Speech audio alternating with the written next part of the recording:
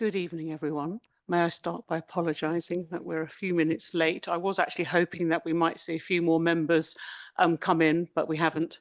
And I needed a few extra minutes just to get myself organised. So good evening and welcome to this evening's meeting, and special welcome to Councillor Robinson, who joins the JTB this evening.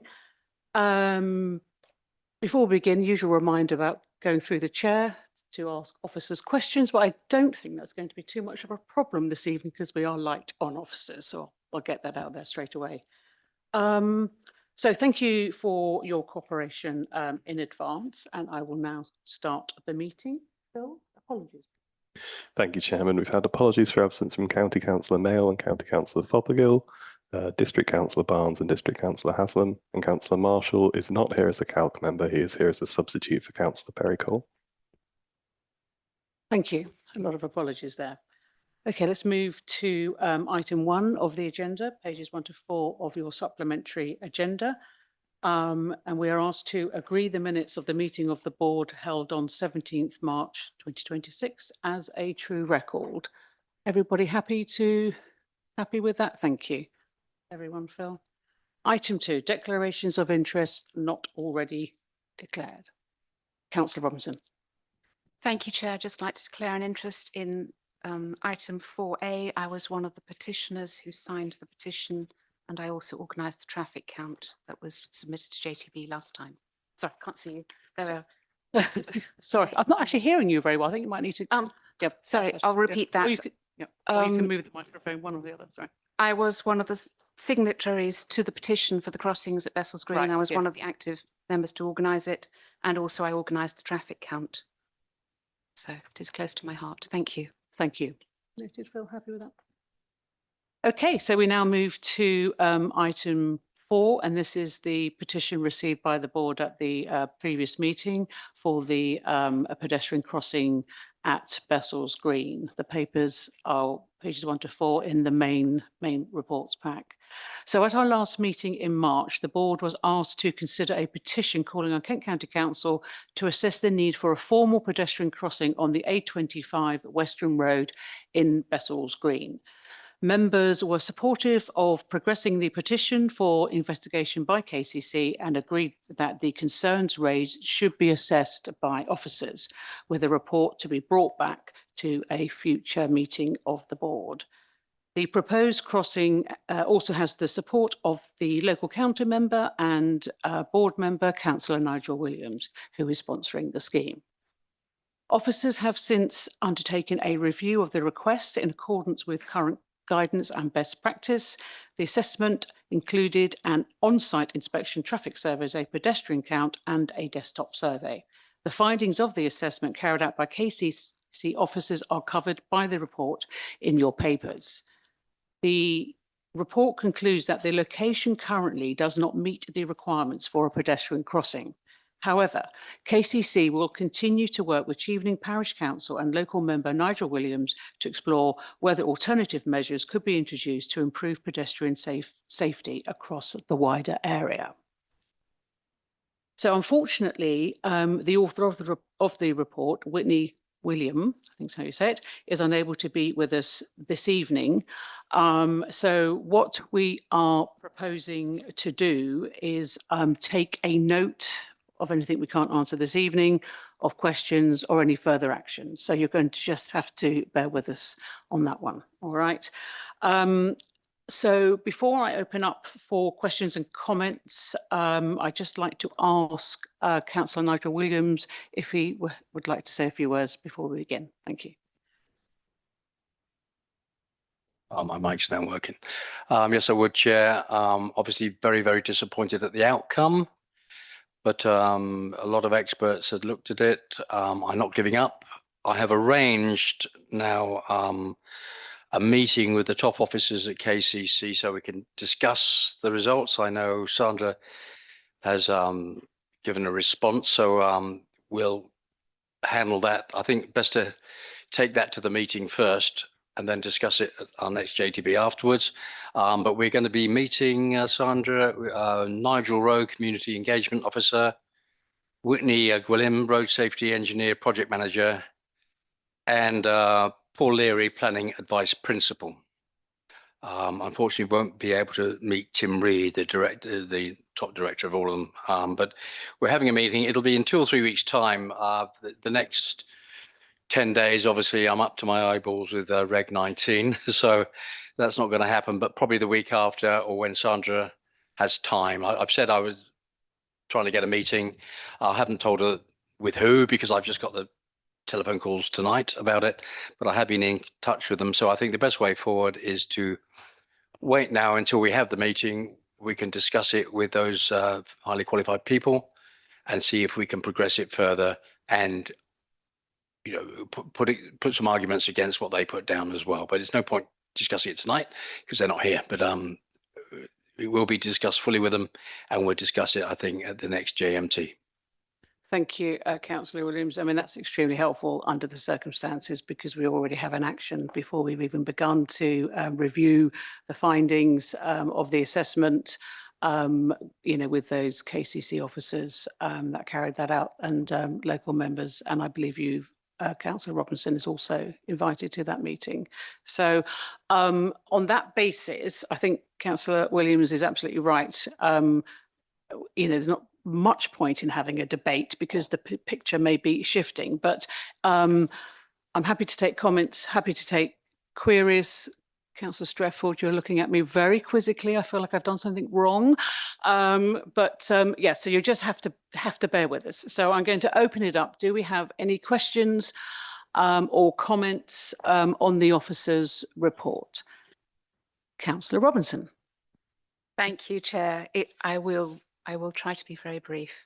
So I hope my Councillor Robinson, sorry, can I just... Sorry, I'll sit right... No, just 1 second. So before you begin, sorry, I didn't mean to interrupt you. I'm aware that you circulated a report to the board late this afternoon. I doubt, well, I certainly haven't had a great deal of time to look through that, but I'm just a little conscious of going through that when we don't... I will not be going through that in And detail. also, if I could ask you, I'm not terribly happy about you providing your own data and statistics. We must be guided by the professionals down at KCC in terms of the data that's been provided for us. Absolutely understood. So if you could be brief and avoid all of that, off you go. Thank you.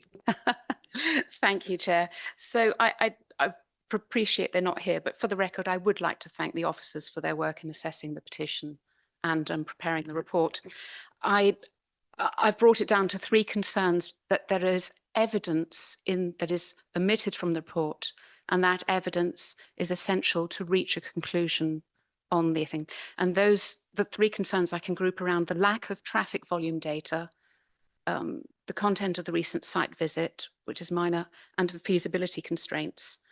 So on the lack of traffic volume data, the report here does reference the Kent Highways 2024 survey, which regards vehicle speeds, but the report doesn't give us the actual traffic count from the ATC, which is called an automatic traffic count, from that same study.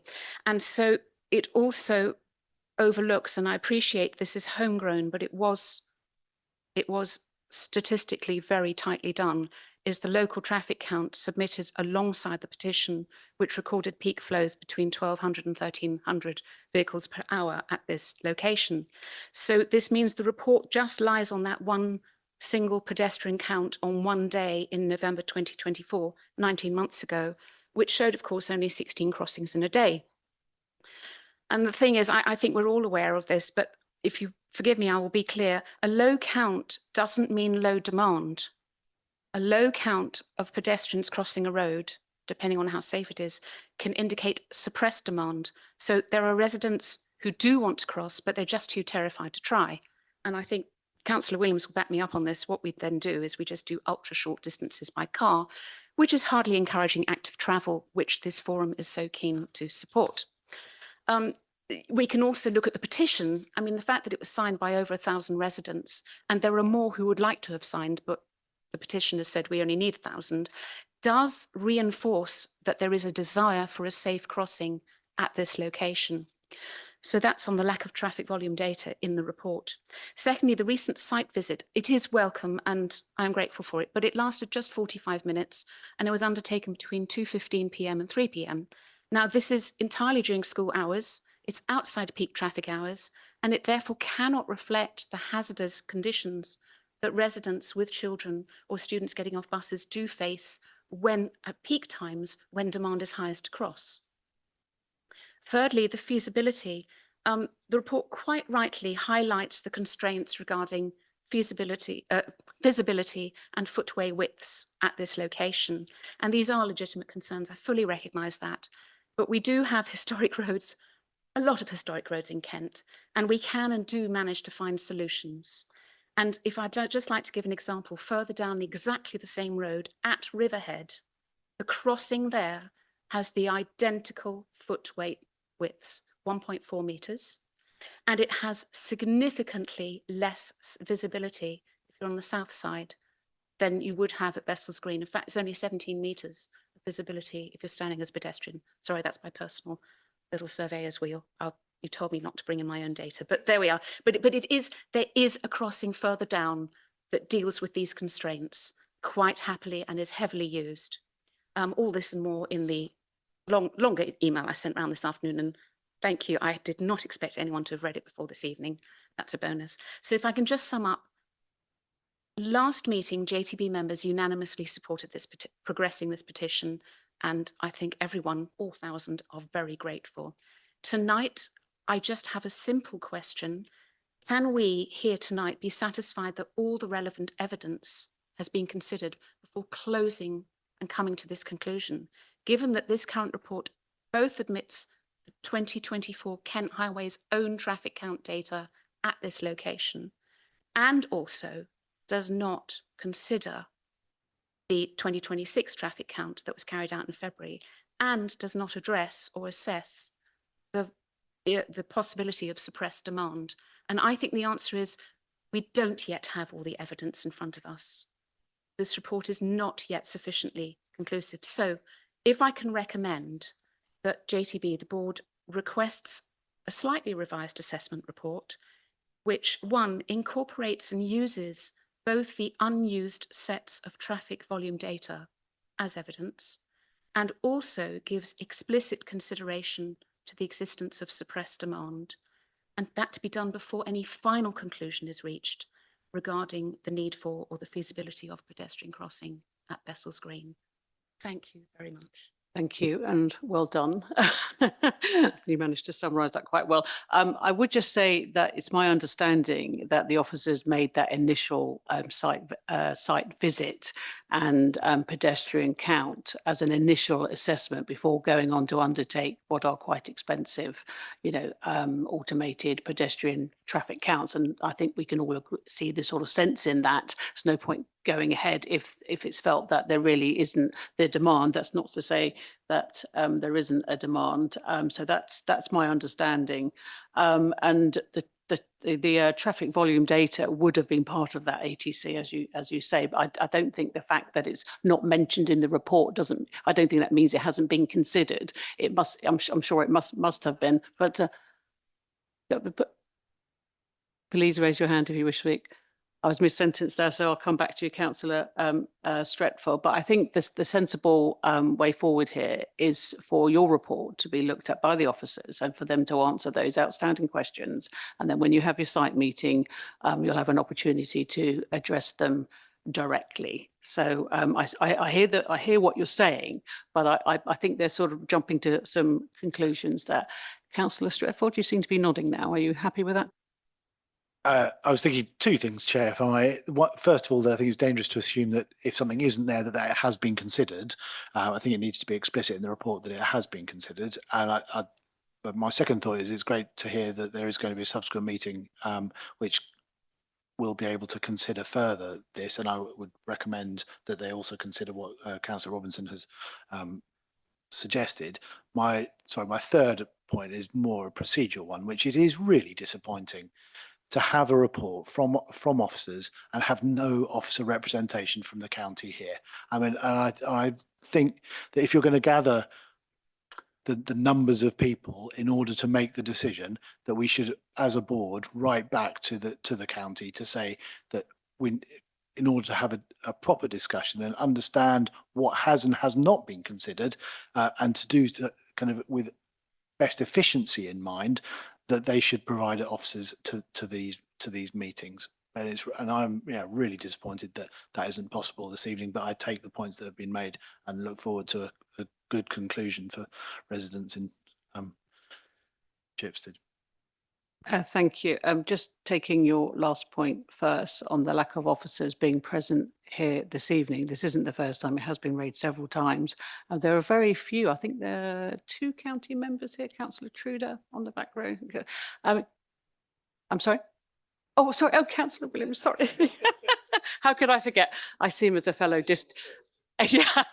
see him as a fellow district councillor. But any help from the county members, and I have said this before, to raise this issue at KCC and to have the officers attend would be welcome. It's not for want of trying. And I have discussed with Democratic Services what we can do to summon officers to this committee. From initial conversation, it seemed that we don't actually have the sort of power, inverted commas, to do that. And actually, we might have more luck getting them to attend scrutiny, which might be another way of getting the answers, that I feel we all deserve, having, turned up here this evening. So I share and I agree with you, Councillor Stretford, wholeheartedly on all of that. And it hasn't gone unnoticed, and we will do what we can. Just going back to your first point on the data, it's not an assumption, but it does mention in the report that they're following standard practice, et cetera, and so they would have considered that, I'm afraid. So, Councillor Williams, sorry.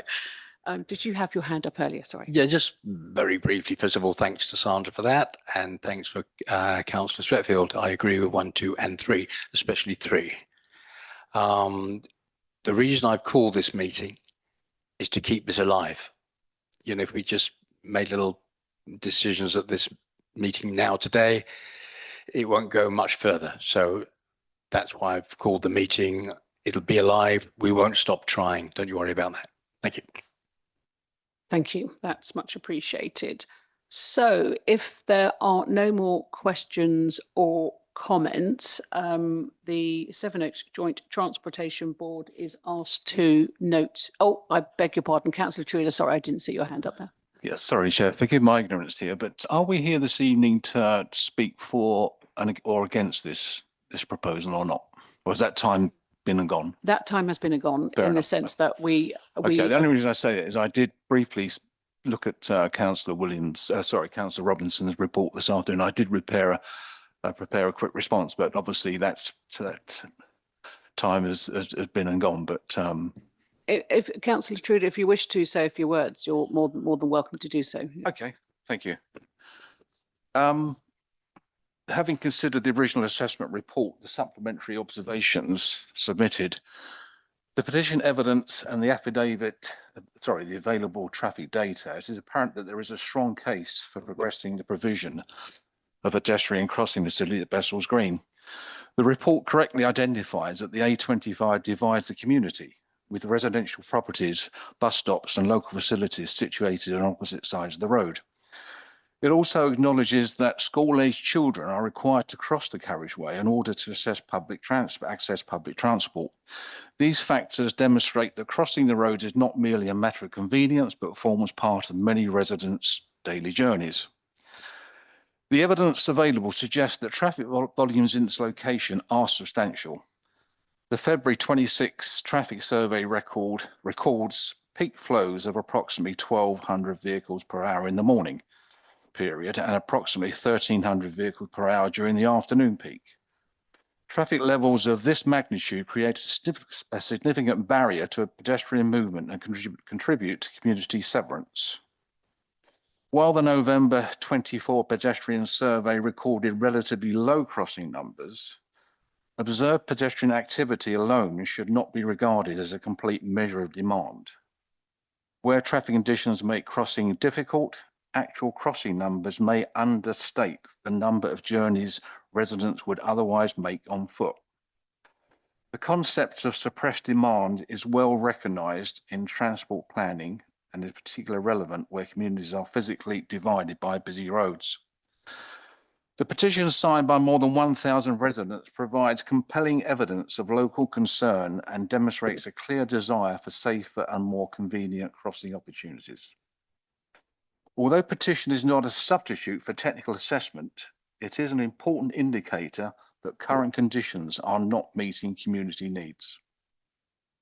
The engineering constraints identified within the report warrant careful consideration, but do not appear on the evidence currently available to represent insurmountable barriers. The footway environment benefits from additional waiting space adjacent to the village green on the southern side and from wider pedestrian space at the junction with Chipstead footpath on the northern side. Furthermore, examples elsewhere on the A25 demonstrate that pedestrian crossings can operate successfully within constrained highway environments where appropriate design solutions are adopted. National and local transport policy increasingly recognises the importance of reducing community severance, improving road safety, and encouraging walking and public transport use. Providing residents with a safe means of crossing the A25 would support these objectives and help reconnect parts of the community currently separated by traffic. And I would definitely support this. Thank you very much. Your comments have been noted. Okay, is there anyone else before I move on? No, I see no hands. So the Sevenoaks Joint Transportation Board is asked to note the report. Everyone happy with that? Councillor Stretfold, sorry, I can't see your hand. Everyone happy? Thank you. Noted.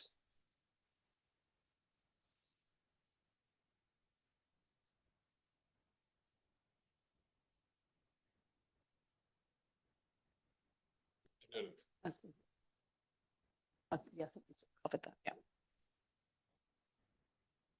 Moving on then to item 5, and this is the EV charging update, pages 5 to 8 of your papers. So this report provides a broad overview of the local electric vehicle infrastructure, or LEVI project for short. It sets out Kent County Council's role in helping residents and businesses make the shift to electric vehicles by delivering public on-street charging infrastructure. It also highlights how district and borough councillors, as well as the wider public, can support the rollout. It has been a long wait, a very long wait, but in February, contracts were signed with Urban Fox. Urban Fox are a joint venture between Balfour Beatty and Urban Electric Networks, combining Balfour Beatty's expertise in large-scale infrastructure delivery with Urban Electric's innovation in smart street-level charging technology. Urban Fox will install, own, and operate the network of chargers. It is also expected that KCC will be able to take a decision as to whether to proceed with a limited scale gully trial later this year. And I picked that out because I know that's been a hot topic over the last couple of years. I do hope you've all read that section. So before I take any questions or comments, we have a local resident who would like to address the board this evening. So I'd like to invite local resident Alan O'Dowd to address the board. If you'd like to come forward, if you could sit in the chair right at the end there. And you have 3 minutes and a light will flash when you have 1 minute left. Do start when you're ready. Thank you, Chair. And good evening, councillors and members of the board. My name's Alan O'Dowd. I'm a Sevenoaks town resident without a driveway. I've been an electric vehicle driver for 4 years, but KCC's blanket ban on cross-pavement cable channels have leaves me trapped into paying about £1,600 extra per year for charging at public charging points. This will become even more salient when the government increases per mile charges to recover diminishing fuel duty income. Urban Fox and Trojan Energy are prohibitively expensive for residents like me, and thus town residents are not adopting EVs quickly, which will impact cleaner and greener targets. These operators have infrastructure investment costs, overheads and investor profits to be recovered through higher charges for residents. Although there are limits being put on that, but still KCC estimated that it would take 10 years for these investments to break even based on projected usage rates by residents and visiting users. Trojan is a particular contractual trap. Residents have to pay a £50 monthly rental fee indefinitely, lose parking spaces outside their own home for visiting customers to use, and they face contract cancellation if public utilisation rates drop. In February this year, Trojan Energy itself actually collapsed into administration and had to be rescued through this deal with Balfour Beatty, and that indicates the fragility of this type of commercial model. Gullies aren't suitable for every single road, but KCC should actively encourage their use rather than maintaining an arbitrary ban. KCC has said they blocked these channels due to highway safety and civil liability reasons. This is really an administrative excuse. Over 40 UK local authorities, including our direct neighbours at Surrey County Council, successfully use standard Section 178 licences under the Highways Act 1980. This framework legally transfers 100% of the financial and third-party indemnity to the homeowner's insurance at absolutely zero cost to the taxpayer. Further, I have written confirmation from the Office for Zero Emission Vehicles that there have been no electrical injuries or fatalities arising from properly installed chargers in the UK, in a written response to my inquiry. KCC confirmed last week, finally, that a new Cross Highways working group has been formed. I urge the board tonight to recommend that this working group adopts a self-funding, risk-free Section 178 licensing framework, giving Sevenoaks residents an affordable path to green energy wherever individual parking conditions allow. The highly regulated but successful planning system in use by Surrey prevents chaos, costs and risks while being structured to allow gully EV charging rather than blocking residents' access. Thank you very much for listening to me tonight. Thank you for your statement. Yes, please do. Yeah, your comments have been noted. Thank you.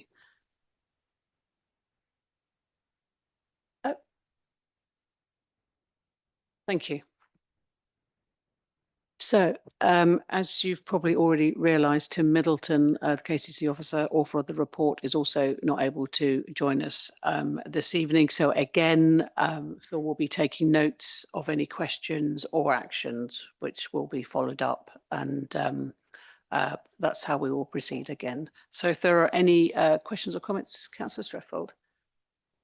Thank you very much. And first of all, tribute to Alan, who's been extremely persistent in the pursuit of this important policy that, as was outlined in what he said, will help us reach net zero targets, will provide efficient, cheaper travel to residents, and all of the things that we have long, as a board as well as an individual, been recommending that should happen. And it is extremely frustrating. And I know that over the course of the last week, that both the cabinet member and the officer, who isn't here this evening, have answered a lot of questions, but answered them in a way that continues to frustrate residents across the district, because even though the working group has been set up, there's no information yet about where these trials will take place, even though that I imagine all the county councillors here, including myself, have volunteered our own divisions to be the location for these trials, and that Sevenoaks as a whole would be a very good start for the trials, because there are a percentage more EV drivers in this district than there are in almost any other in the county. So the likelihood of take up and use of those charging facilities, cheaper charging facilities, would be better. I think I would hope that the board could note for the minutes the disappointment again that the officer's not available. I think it should note the frustration with the length of time that this has been taking, and that residents are increasingly frustrated, as well as elected representatives, and that we look forward to hard information at the earliest possible opportunity, hopefully with a timetable at the next board meeting that we have, if not before. Thank you. Thank you. Have you, just out of interest, put those suggestions and comments to either the cabinet member or the officer? So the comments and questions that I put were along the the lines of the questions that were put to me by residents, and I received answers on those, which can be summarised as: we have this contract with Trojan that is going to be implemented, and we have a body that's going to look at the trials, and that's where we are. And you'll get more information when we have it. I think the time has probably come. I mean, I have asked at County Council and received an answer from the cabinet member along those same lines. What is it, six months ago, between 4 and 6 months ago. And I think the time has come to take some collective action rather than individual action. So the Sevenoaks board writing would be a more powerful indicator that we are unsatisfied with the progress that has been made. And there is potentially, I think, if County Council colleagues are willing, that we get together and bring it to a County Council committee in order to, and I can think of one that I chair, that might be a good idea to really force the hand of the policy, and then be able to make a recommendation to the administration to either to speed up the process, because it is so clear that residents are crying out for a more efficient, cheaper way of doing this than is currently the policy from KCC, which I think would be fair of me to say was not the policy of the current administration. It is policy that's continued under the new administration from the old one. So this is something I think we need to look at cross-party rather than on the basis of whoever's in charge at the moment. Thank you. Thank you. I mean, I would just say that a lot of the delay was waiting for the funding, the levy funding from government, which County Council did only receive, if my memory serves me correctly, late summer, early autumn. So, a lot of the delay is for that reason. But I do appreciate we are going very slowly, and it does sort of beg the question why other county councils have actually sort of steamed ahead with this. So, but I'm happy to note that action and to make a note that we will look to put a note together from the board to the cabinet member. Everybody happy with that suggestion? Lovely, thank you. Yes, Councillor Horwood. Yeah, thank you, Chairman. Just the other thing that I think would have helped with the report is how they will essentially decide the allocation of the areas of these delivered. So it talks about, for example, being data-led, councillor suggestions, things like that. But there is another element of around parking stress and parking availability, because on a practical level, the issue around, and I know we've talked about it before, is how you can look at streets that have the parking capacity to install a bay that doesn't then cause conflict with others in the road. Sort of there can be, I can see there will be conflict between residents where if there is also already a significant level of parking stress and only maybe one household has an EV, that, for example, especially in the evenings, people will park in the bay when they know that there's not going to be parking civil enforcement to take action against someone in an EV bay, and then that will bring it into a conflict. So it'd be interesting to see how those kind of things are assessed, sort of like in determining the location of some of these charges, and also what the process is. For example, would it be like disabled bays where this committee would get notification of what they're proposing, or will we just find out one day when suddenly KCC are digging up the road and putting a charger in, and then we get resident backlash of asking why and etc. Thank you, Councillor Horwood. I have to say that that thought occurred to me as well, and I think you're looking at initially 2 parking bays being dedicated on the highway to the scheme being proposed, and with that potentially being extended. So, but then you've also, on the other side with the gullies, residents are sort of connecting up to the highway, but they have no stake on the bit of road outside of their property. So these are, I don't think there are any ideal solutions. But yeah, that's all noted. Any other questions or comments? Councillor Whiteman. Thank you. Very briefly, just to say I'm entirely supportive of the remarks made by the speaker. It does seem to be remarkable that if a whole range of councils, including our neighbours in Surrey, have essentially solved all the issues around gully charging, that we should, in late 26, just be thinking about a trial scheme.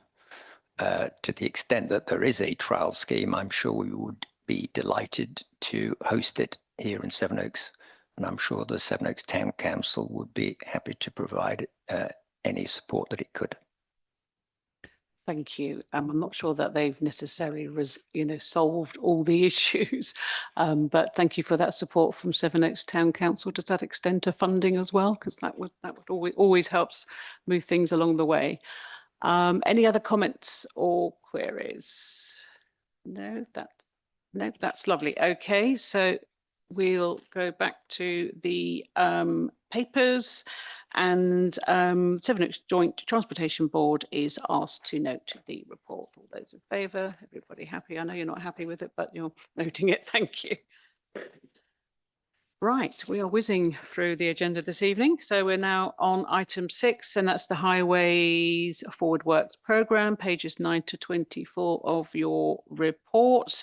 So this report provides an update for members on schemes that have been identified and approved for construction, and summarises the programme's schedule for delivery in 2026-27, as well as completed works. I suggest that we go through the report as we normally do, section by section, and then if there are any queries, we can put those to Mike Paynton, who is here with us this evening. Good evening, Mike. Good to see you. Did you want to say anything before we move to the schedule of works? Good evening, Chair. Nice to see you all. The only thing I'd like to do is apologise for the front sheet and other spelling mistakes. I wasn't able to read through this before it was sent across, so some of the road names I've noticed are spelt wrong, and there are a few issues. But apart from that, the detail is correct. It's just some of the road names are wrong. Just some of the names. Thank you for pointing that out. Hopefully, members won't point out all the spelling mistakes. Right. Let me just get to the right page.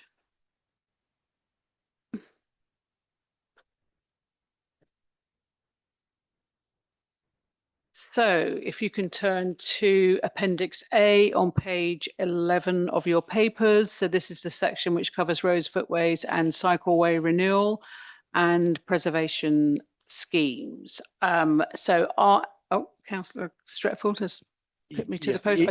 The eagle-eyed amongst members of the board will note that there were some roads in Sevenoaks, the concrete ones, that were on the forward plan and are now not on the forward plan, particularly Broomfield Road, and then subsequently Redlands and Greenwood Way. And I thank Mike for facilitating the information from County Council officers to say that the spec for the renewal of Broomfield Road has changed and the costs have gone up, and therefore it's been delayed. And so I would like to put on record that the board might expect those roads to come back onto the forward plan in 27-28, but it is a considerable disappointment that the board has made a lot of effort in understanding and looking at the concrete roads in Sevenoaks, and we were well on the way with Wickenden and can't remember the other one, but and Swaffield, but now, yeah, this delay is meaning the residents are having to live with a considerable inconvenience. Okay. Yep. Thank you again. This is another long-running problem. Mike, do you have a response to that particular question on why the concrete roads have been taken out of the schedule? The funding was reduced this year. I am still hopeful that there may be some concrete roads done this year using the previous pothole blitz. I think it's now called Reforming Kent Roads. So we're hoping that we might be able to get some concrete roads treated this year. I'm not sure which ones they'll be, but certainly Redlands is one of the ones that's high on the list. And I think Greenwood Way is actually needs more work than just a simple overlay that Redlands requires. So that's likely to need to be in future years, but I'm certainly looking at a few of the easier options, including Mansway and Swanley. That's another one that's on my radar. Thank you, Mike. So it's a funding issue, not a technical issue, which will be, we waited a long time for that technical solution. So thank you. So there's some hope that we might be able to find some funding elsewhere. So anybody else have a question or query under Appendix A? No? Okay, in which case then we'll move to Appendix B, which covers drainage. See no hands. Appendix C, street lighting. Again, no hands. That's a long section. Oh, this is Councillor Robinson, sorry. Thank you, Chair. As a newbie to this, not to road safety, what does de-illumination of signposts mean? I'm looking at Morrants Court Road, Dunton Green, something I go along regularly, but it's also mentioned elsewhere. Could someone just explain to I a believe newbie what that means? Yes, I believe it's taking away the old lights and using the new sort of, reflective signs. But Mike, I'm sure will be able to give us the correct answer. I think you're correct. It is removal of the lighting element and using a more reflective sign. Thank you, that's great. Thank you, Mike. I've been on the JTB for too long. Thank you.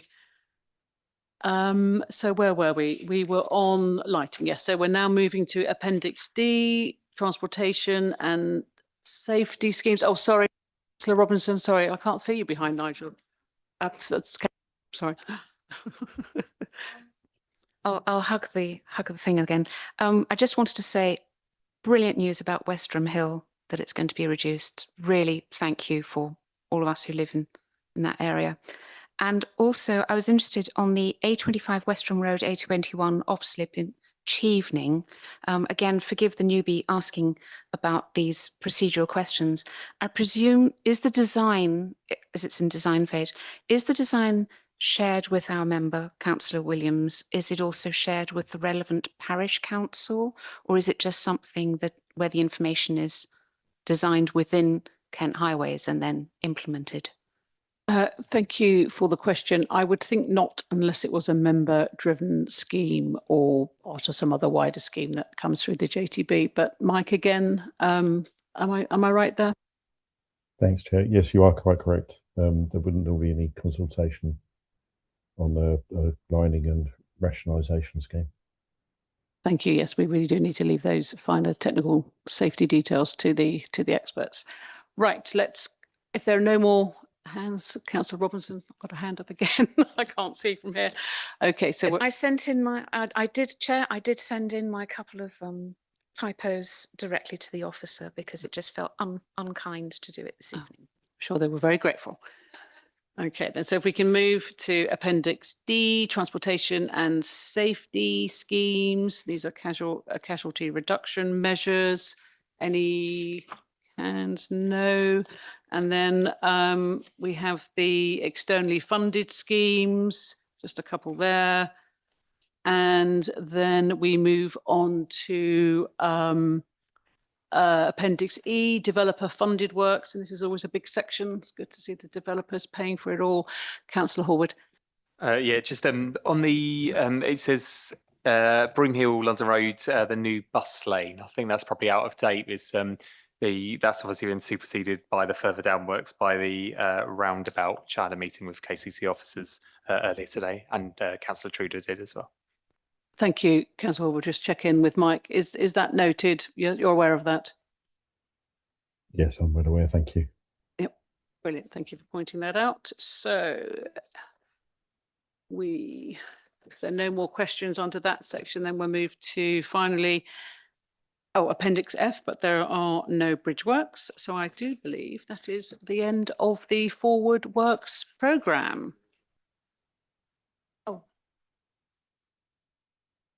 Appendix I.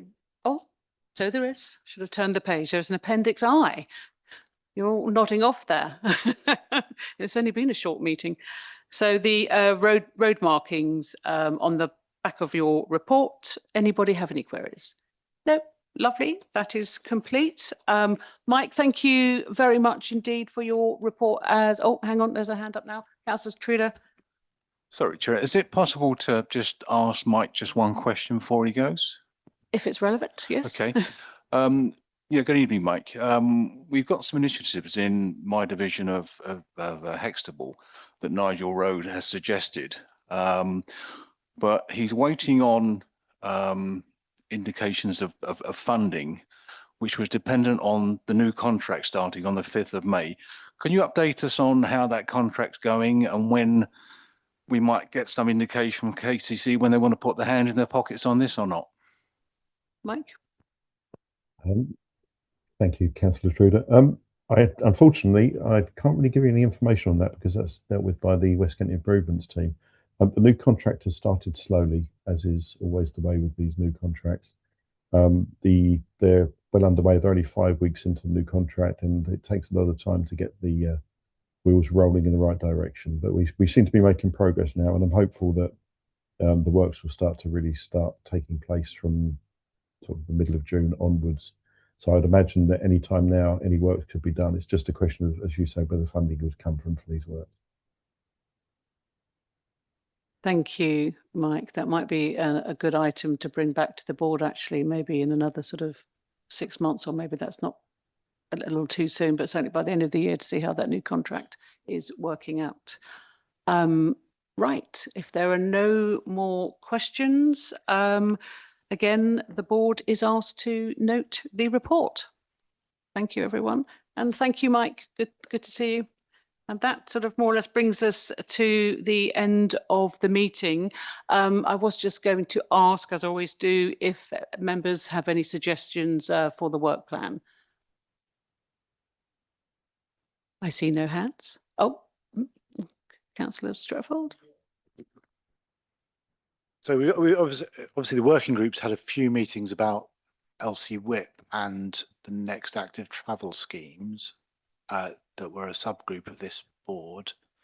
I wondered whether we might bring that back to the main board to have an update at some point, especially given that it's going to be October before we meet again. It is. We had an update on all things active travel brought to the Cleaner and Greener Advisory Committee only last week. That sort of deals with the sort of more of the sort of consultation and sort of overview. But in terms of the technical side of it, if there's something to report, then we could ask Jamie Watson to bring a report to the October meeting. I mean, by then we certainly should have heard from Active Travel England on the funding for the Oxford to Sevenoaks route. So I would have thought by then, and I know that Emma and Carlin are busy working. If you look at the Clean and Greener papers, you will see a very good overview of all the various walking and cycling schemes we've got underway at the moment. It sort of goes over to KCC when we sort of head more towards the funding and construction side of things. The steering group, specifically, if that's what you're referring to, for the Oxford to Sevenoaks routes, again, that'll be down to Emma Henshaw to organise, and she'll do so when there is something, you know, to report back, and that's likely to be the detailed designs for the route. Councillor Horwood. Yeah, thank you, Chairman. One thing I mentioned at the last committee meeting was just around the clarification with the HIP programme and how that practically works, like maybe a present, because as I sort of mentioned at the last meeting, I feel there has been an ongoing blurring of lines as to who is responsible for highways improvements and, you know, which authority, whether it's Sevenoaks, whether it's Kent, or even the town or parish councils are responsible for funding a lot of these schemes. You know, when residents approach us with, you know, we think this should happen, or double yellow line extensions or things like that, who is actually responsible? Because there just seems to be a lack of clarity around that, and it would be helpful so that whoever it is, you know, we can be clear on who it is, and then discussions can happen around, you know, funding and things like that. But yeah, it has become very muddy, I found, at least in my parish, and I know others have mentioned similar comments. It would just be good for clarity on that, and then sort of like, and then, sort of how schemes can be taken forward, sort of, and obviously, the limitations of KCC's budgets, where it might just be a case of, look, we can't fund this scheme, so if somebody else wants to consider it, but it just seems like it's very much like it's being put a lot, at least on my own parish council, of we have to fund a lot of the works now, and the TROs as well. So we're paying KCC to design their own schemes to improve their own roads, and then we have to pay for the privilege of that, which is, grating. Yeah, no, it's a good point. I mean, we did bring a HIP report to the board not so long ago, and we did have a KCC officer here who did provide a report. It wasn't quite what I was after, if I'm honest. I mean, I can have another look at that. But to answer your question, this is wholly KCC. The parish and town councils, things on their HIPs that they would like done in their parishes. Unless it's casualty reduction, it's more than likely that they would have to find the funding, but there are some options open to parish and town councils there. They could look at their own SIL money, they could look at district SIL money. Active Travel England have now opened up their funding to include anything that helps, to people sort of, walking to walk more, for example. 80, I think, paid half of the funding towards the recent zebra crossing at the Vine in Sevenoaks. That one zebra crossing, I think, was over 100,000. I mean, it's just astonishing how expensive they are. I'll come to you, hang on, please don't interrupt. Sometimes you can get lucky with KCC highways. I mean, I have had things included in their local transport plan that they've backed because they can see the safety benefits. And I'm very pleased to say that all the Oxford traffic calming scheme, all roads in that scheme saw significant reductions in speed and traffic volume. And KCC highways could see the merits of that, particularly where the primary school is, and it's known for being so it really does depend on how much it's needed. So that would be Councillor Horwood. I'll come back to you. I was just going to say, I think that's the problem, is residents, sort of, rather than go to KCC and say, I would like this road improvement, the message seems to be going, we'll speak to your town and parish, and they have to put it on their HIP. And then somehow they then have to fund it. And that's the frustration, because, in my view, they are KCC matters. It might be KCC asked the town council, could you contribute this, something like that. But it just seems to be by default, it's the town and parish's responsibility to fund highways improvements. And, we're only little parish councils. No, I understand that. I think the sort of sense behind it is just a way of recording all the various schemes that KCC Highways are asked to look at, and having a log, because you get changes of councillors and suddenly they're looking at something they only looked at 2 years ago, but they're not aware of it. So it's more to sort of keep it all together and have a record and have a uniform scheme. But whether residents are asking directly, I don't know that. I don't think that would alter the outcome, whether it's residents asking or parish and town councils asking. But the problem with it is they only look at 1 or 2 schemes a year, and so it's a slow burn unless you get your traffic calming scheme in before the invention of the HIP, which is what we did in Oxford, and we charged ahead. But yeah, I do understand. I mean, I'll have a look at the previous report and see if there's any merits in bringing something back. Councillor Stretford. Just a point of information, the crossing, I think I might need to defer to the Chair of Finance in Town Council, but in the end it was 67,000, of which 25,000 odd was, or a bit more, was provided by Active Travel. The other half was a SIL grant, and then the Town Council actually only had to pay, I think, 6 or 8,000 in the end towards it. So I know lots of figures were put around at over 100,000, and that has become common parlance. It did turn out to be considerably less than that, even though it's still a considerable sum. But we were able to find other pots of money other than the money that local residents were paying to the town council. So there's hope for the Bessels Green crossing. Exactly, but that is a good example where particularly if you're going to the SIL board, they like to see partnership working and funding coming from lots of different sources. And thank you for the correction on the cost. There is indeed a lot of misinformation flying around out there. Councillor Robinson.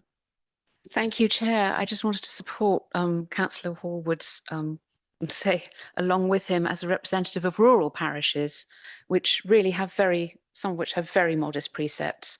It is very hard if you're a rural parish, and I'll name Braisted and Sundridge, which don't have large source of information, but have a very major road going through them and have significant drainage issues because we're right at the bottom of the slope next to a river. And that is a perennial cry, is the drainage problem. And as far as we know from the parish end, the county council says, oh no, you can't touch our drains, but we only come out once or twice a year to clear them. But if they block up every month or every month in autumn and in winter, houses get flooded.